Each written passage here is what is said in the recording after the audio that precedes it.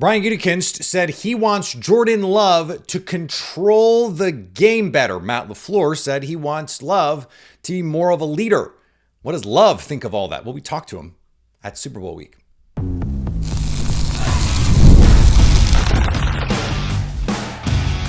You are Locked On Packers, your daily Green Bay Packers podcast. Part of the Locked On Podcast Network, your team every day. You are Locked On Packers, part of the Locked On Podcast Network, your team every day. I'm Peter Bukowski, and I cover the Packers for The Leap, a newsletter I would love for you to subscribe to. Follow me on Twitter, Peter_Bukowski. Follow the podcast on Twitter, Locked On Packers. Like us on Facebook. Subscribe to the podcast to iTunes, Spotify, Google Podcasts, wherever you find podcasts, you will find Locked On Packers, the #1 Packers podcast on the internet. And the show for fans who know what happened, they want to know why and how. Thanks to everyone who makes Locked On Packers their first listen every day. We hope you like starting your day with us as much as we like starting our day with you. There's expectations for what Jordan Love is supposed to be, for what he was supposed to be, the step he was supposed to take and didn't. So how can he get there? Well, Brian Gutekunst said, I want to see him control the game more. What does that mean? We'll talk about that in a second. Matt LaFleur said he wanted Jordan Love to be more of a vocal leader. I asked Jordan Love about that at Super Bowl week in New Orleans, along with a couple other things. Here is that quick chat that we had. Coach LaFleur said he wanted to see you be a more vocal leader this upcoming season. What does that mean for you?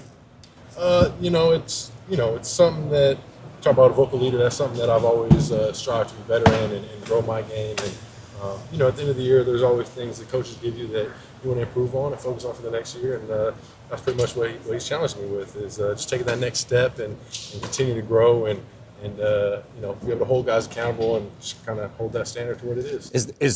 Could you guys benefit from maybe some veteran leadership? You guys are the youngest team in the league 2 years in a row. We'll see. We'll see what happens when we get some new pieces. Obviously, every year, it's a new team, draft class, everything. So, like you said, we've been a young team. Every year we're getting older, so that's a good part. We'll see. We'll see what happens. If you can add some really good players to our already good team, and it's going to help us out for sure. This second year you played, second year that you guys have ended the season in a way that maybe you feel like you didn't play your best. How does this offseason differ from last offseason? Yeah, man. It's always about getting back to the work and trying to find ways to improve your game and figure out why, you might not have had as much success, why it might have been, not as consistent. So that's always a process of going back, watching tape, figuring out what you need to improve on, what you did good, and finding ways to, like I said, go win these big-time games against the really good teams, which is kind of an area we struggle with this year. You guys saw really big defensive improvement this year. Jeff Hafley came in. What did he bring to the locker room, and how did he change the vibes around there? Yeah, he brought. With his scheme that he brought, which is a pretty phenomenal scheme. He just, like you said, brought that energy. Brought in some coaches who had that energy as well, and I think he's a great job getting those guys all playing on the same page, all understanding what they need to do to be successful. And we had a lot of success as our defense. And obviously, I was going against them every day in practice. Yeah, it's a real deal for sure. Would you like to see a little bit more, aggressiveness in the plus side of the field with you guys going for it on fourth downs? You guys were a little less aggressive this year because you felt like you had a kicker you could trust. That's always a good part, is when you have a good kicker, Brandon McManus, that we can rely on. But I'm an aggressive player. I like having that aggressive mindset, and I'm always down to go for it on fourth down. Now, aside from me trying to bait him into recruiting Davante Adams, which, by the way, Kay Adams tried to do, everyone at Radio Row tried to do, there is just a confidence that he exudes, a we'll figure it out kind of confidence. The leadership piece to me, and I appreciated him being honest. Hey, this is something I'm working on. I want to be a more vocal leader. He is just naturally a calm, cool, collect guy. And that was what Joe Montana was. His nickname was Joe Cool, for crying out loud. Like, not everyone has to be the Tom Brady in your face kind of guy. Peyton Manning was an exacting quarterback. But he's not on the sidelines MFing guys. That was not Brett Favre's way either, really. You can be a great quarterback, and we'll see about Jordan Love being a great quarterback, but you can be a great quarterback and a respected leader in your locker room. Everyone in the locker room respects Jordan. It's not about that. They love Jordan Love in that locker room. It's about how can he raise the level of play of those around him? How can he expect more? How can he demand more? And to me, it's about intensity. It's about the standard that you hold everyone else to, because I know Jordan holds himself to a high standard.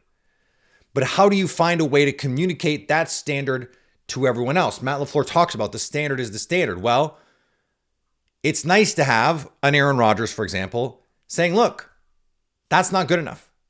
If the route calls for you to run that at 10 yards depth, it's got to be at 10 yards depth. And so Malik Heath, in a playoff game, if you've got to run a 15-yard dig, that it better freaking be at 15 yards. Or if it's got to be at 20, it better be at 20, not 15. This is where the veteran part of this comes in.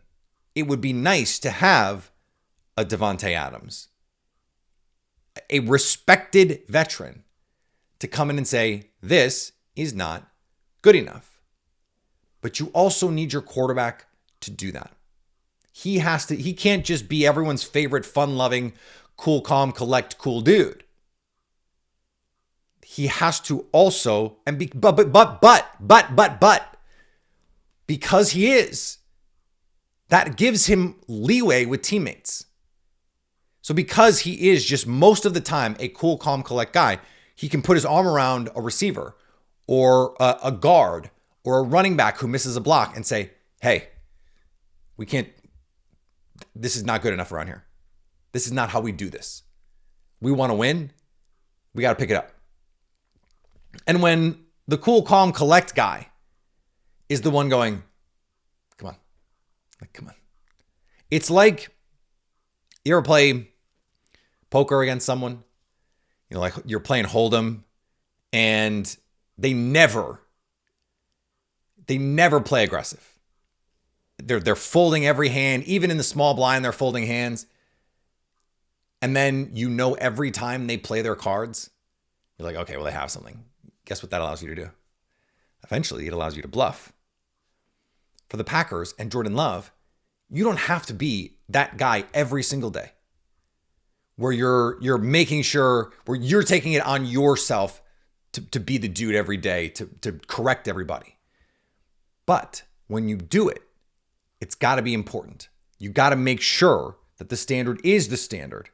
And if you do that, everyone will go, okay, if Jordan is saying it, like, this is important, this is critical for me. And if he can be that guy. Now, the controlling the game part of this.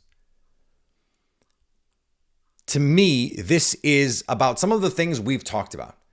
Knowing when to take off and run.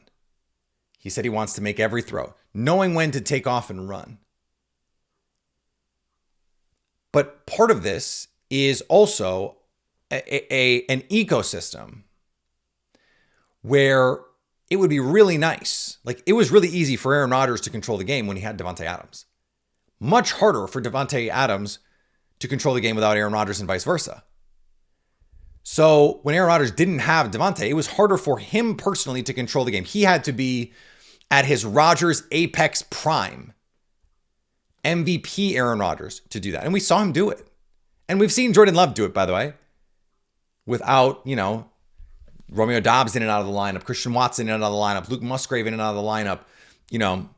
The run game's not working. Last year, without Aaron Jones for long stretches, and they were able to be productive on offense. But if you got him a player who on 3rd and 6, 3rd and 8, you could count on, then it allows you to control the game a little bit easier. Setting him up to succeed means giving him more avenues to control the game. It seems like he has freedom at the line of scrimmage to do what he needs to do, to set protections, to change the play.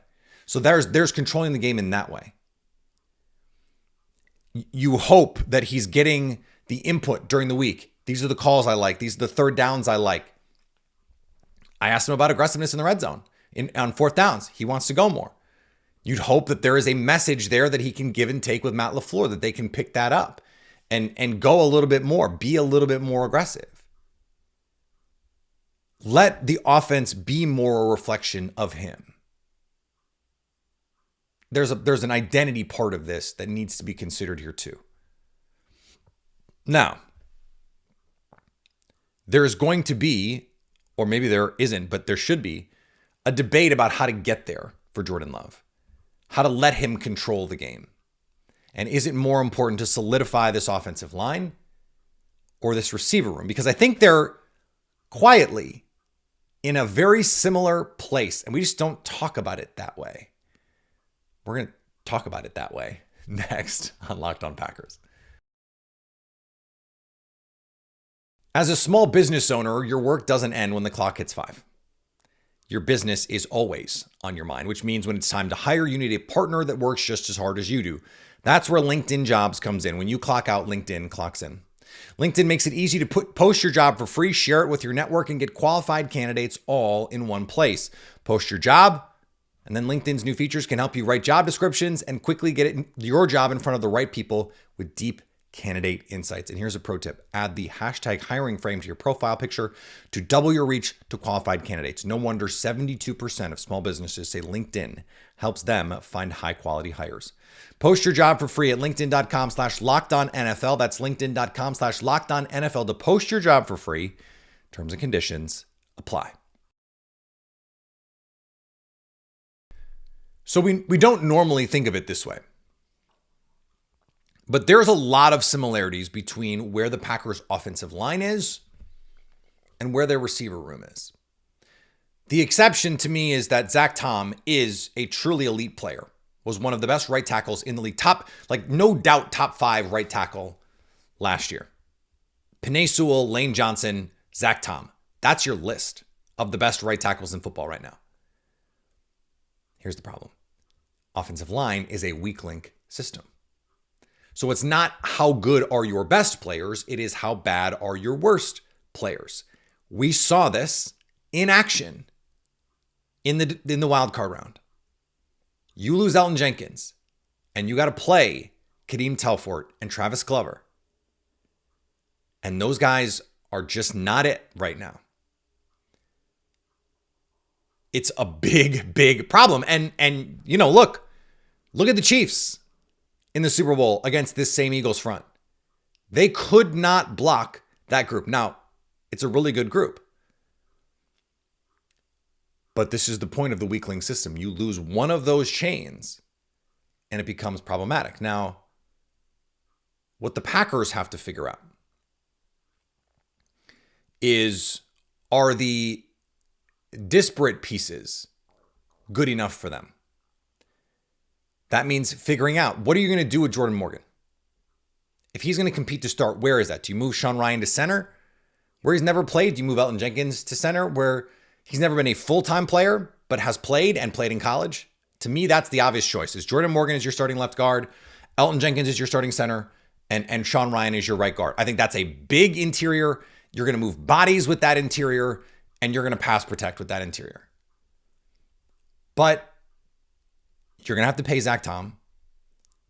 Do you want to also give a, upper middle class contract to Rasheed Walker? Is he that kind of player? Is he a core piece? Or is there an upgrade there? Could it be Jordan Morgan? I'm dubious, but they said they think he can play 4 positions. Do you give him the opportunity there? You probably don't, but this is the problem is then, okay, if Jordan Morgan is playing left guard and you're not going to pay Rasheed Walker, what is your succession? What is your succession plan? Could that open up offensive line early in the draft in ways that maybe we hadn't considered it? And is this Eagles team instructive in that way? Is this Lions team instructive in that way? Even the Vikings to a certain degree. You've got Christian Darrisaw, Brian O'Neill. That is an elite offensive tackle group. Last year, it was the best young tackle group in football. Well, now you've got an elite player in Zach Tom and a solid to good player in Rasheed Walker. Like he's a nice player. Is he as good as Brian Bulaga, like who was a Pro Bowl to borderline Pro Bowl player most of his career? Well, he's healthier than Brian Bulaga. But are you gonna pay him? I don't know. I'm not concerned trolling or anything. Like I genuinely don't know. Okay, so there's that piece. The reason I bring it up relative to receivers is you've got a really good deep group. Jaden Reed's a good player. Christian Watson is a good player who's not going to play most of the year. Romeo Doubs is a good player. Dontavian Wicks is a good player. For a wide receiver 5, Bo Melton is a good player. For a wide receiver 6, Malik Heath is a good player. But do you need someone to be more? You have this question about the future of Romeo Doubs, even just this offseason. Are you going to pay Christian Watson? What is the high-end outcome for Dontavian Wicks, for Jaden Reed? It's a good group of receivers. This was a top 5 passing offense this year with this group, with a quarterback that some of you still think is not very good, kind of. Like this is the amazing part of this is there is a group of fans, both in Green Bay and outside of Green Bay, that go, well, it's all Matt LaFleur, and the receivers stink and the quarterback stinks. What? Like Matt LaFleur would have to be the greatest coach of all time to get a top 5 offense 2 years in a row, basically, out of a quarterback who stinks and a group of receivers that are all wide receiver 3s. That would be impossible. It would be unheard of. What other team in the NFL is doing anything even close to resembling that? Like Brock Purdy is fine. He's not great, but he's also throwing to George Kittle and has got Christian McCaffrey in the backfield and Deebo Samuel, whatever version of him you have now. And last year they had Brandon Ayuk. Like, what are we talking about here? Jared Goff is fine, but he's got Sam Laporta and David Montgomery and Jahmyr Gibbs and Amon-Ra St. Brown. And then this year, Jameson Williams, like obviously really good group of players. This doesn't compute. Like this is a nice group of receivers,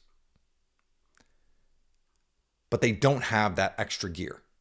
So if you're going to add to it, what are you looking for? What do you need? Can you get by with just adding an elite run after catch guy, let's say, or an elite vertical guy, let's say? Or does it have to be someone who can do everything? Could you just get a ball winner 3rd and 6 guy? You know, whatever the 2025 version of the DeAndre Hopkins signing is. You know, Keenan Allen, let's call it. Like, Keenan Allen would be interesting on the Packers. Can he still get open? I think he can.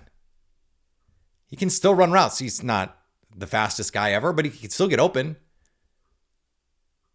And if you have other guys on the field like Wicks and Dobbs and Allen in the slot on 3rd and 6, I think you have a good chance of converting.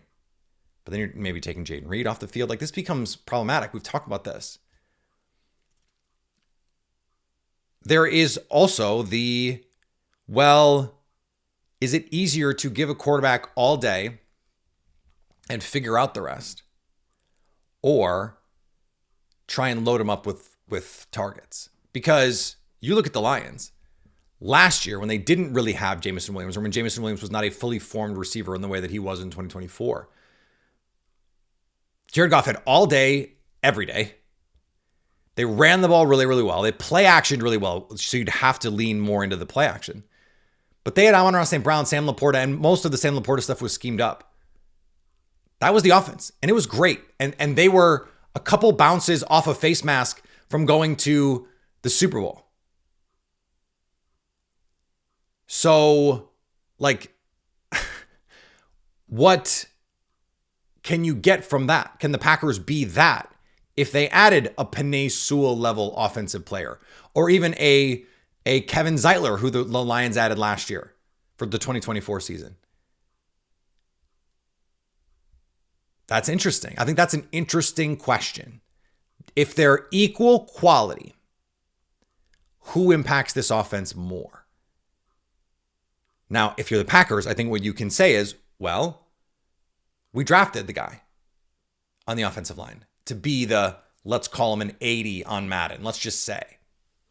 If you add an 80 receiver to a group of 80s, and maybe Romeo Doubs is a 78, maybe Dontavian Wicks is a 76, maybe Jaden Reed is an 80, maybe Christian Watson's a 79.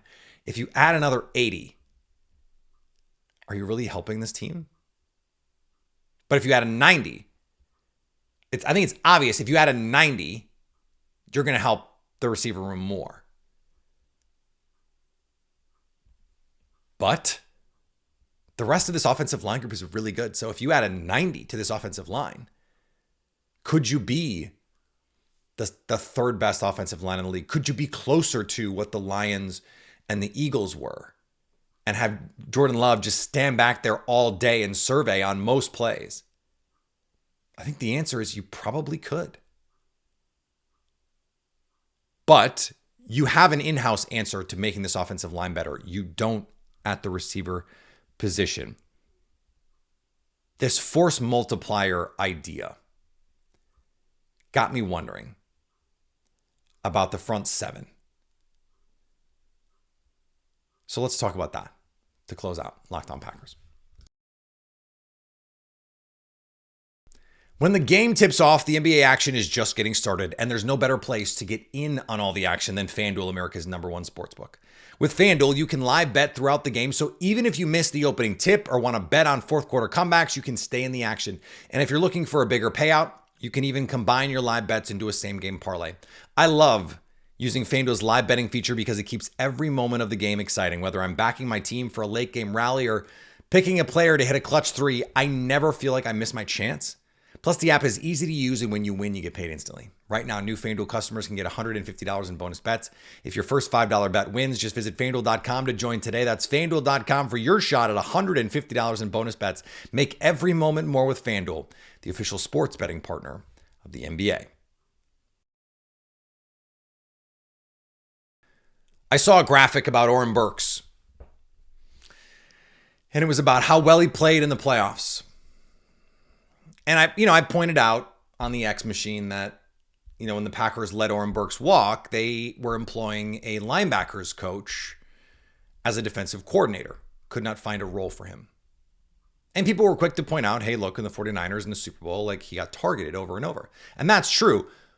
But on balance, over the course of the season, Oren Burks filled in nicely when he needed to.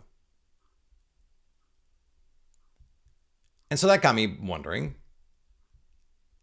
how much could a revamped defensive front, however it happens, whether it's internal development, whether it's player addition, whether it's guys just being more comfortable in the scheme, could have that same sort of force multiplying effect on a linebacker room that at the end of the year was playing as well as any linebacker duo in the NFL?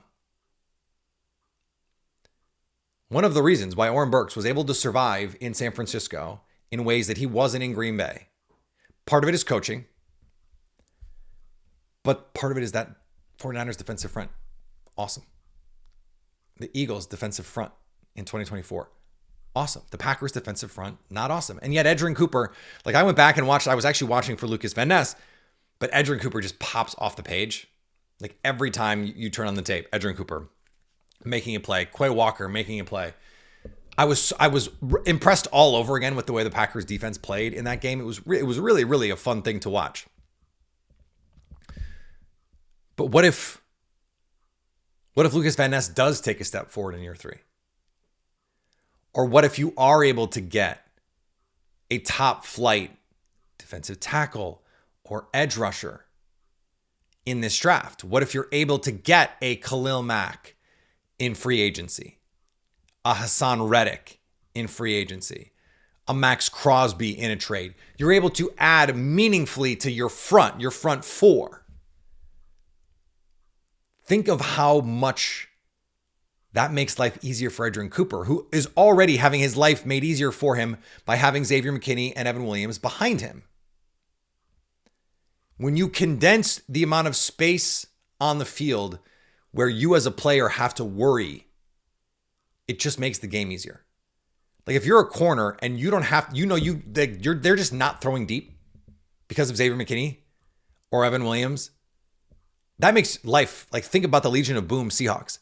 How much could Richard Sherman cheat on underneath routes, even though, there were guys that could route him up, that could run past him if he got a little too aggressive on a double move, let's say. But Earl Thomas just erased everything in the back end. No one even tried it.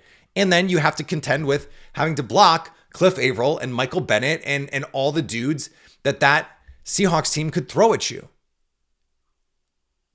Well, if you're the Packers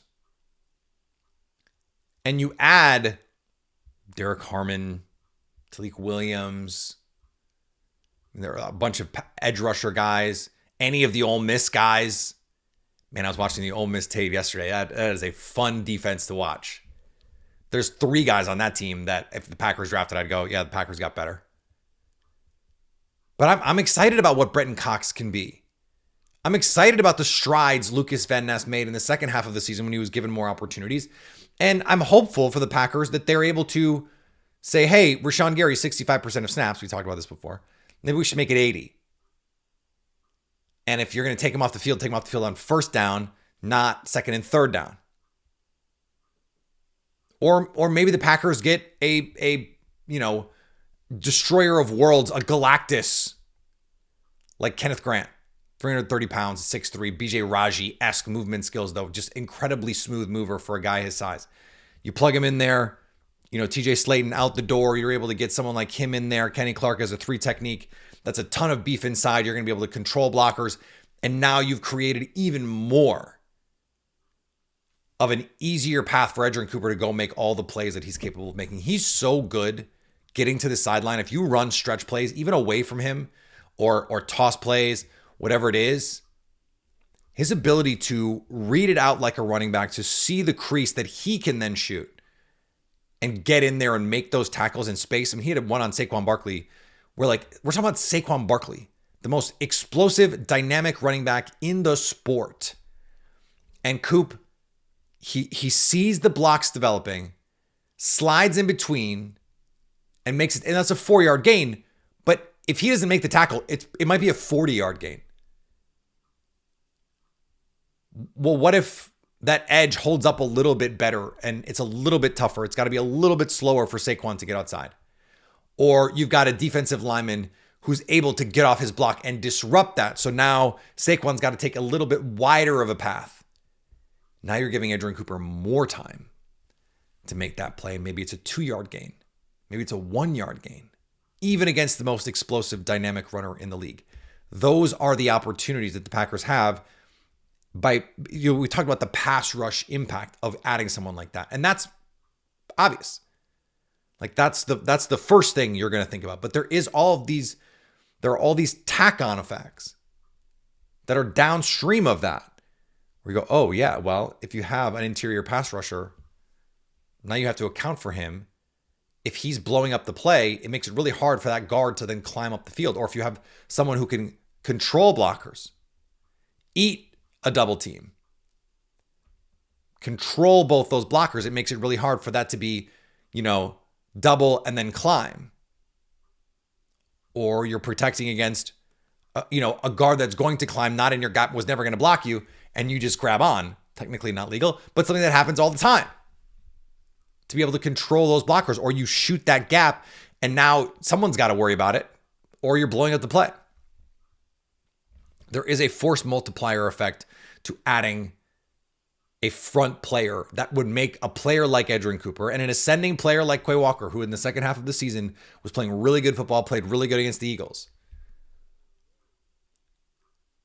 can make them even better. This linebacker room, especially with enhancements to the defensive front, whether it is through internal development, I'm confident they will add to it. There is a chance that this linebacker room can be the best linebacker room in the league. Now, it may be the kind of thing where it's like, oh yeah, the Minnesota Vikings have the best receiver duo in the league. And it's like, yeah, because Justin Jefferson is the best guy. And also Jordan Addison plays for the Vikings. Because T. Higgins, it seems like he's going to be somewhere else. So it may be something like that, because I think Edgerrin Cooper has that kind of ability, that kind of upside. I mean, it still blows my mind. He had more tackles for loss than Jared Verse, who was top 10 in pressures and was the runaway defensive rookie of the year. And yet Edgerrin Cooper had more tackles for loss. Boggles my mind. He has special ability. And the step that he can take, if you can protect him, is even greater. And it's really fun, frankly, to think about. All right, back tomorrow as we close out another week of Locked On Packers. We've got a week, and then I go to the Combine to try and get you some information, what I'm hearing about, the Packers, what they're doing, lots of stuff still to come here on Locked On Packers coming through this offseason. We're still here 5 days a week. That's what we do. Follow me on Twitter, Peter_Bukowski, same on Blue Sky, wherever. Instagram, same thing. Podcast, same thing. Go follow them. We're putting in the clips out. We're having a lot of fun. If you followed us, you'd already have seen the Jordan Love interview because we put it out on the social medias. Wherever you get podcasts, go rate, subscribe, leave a review. Go do the same over on YouTube. Can you leave a review on YouTube? I don't know. But go subscribe over on YouTube so you can stay Locked On Packers.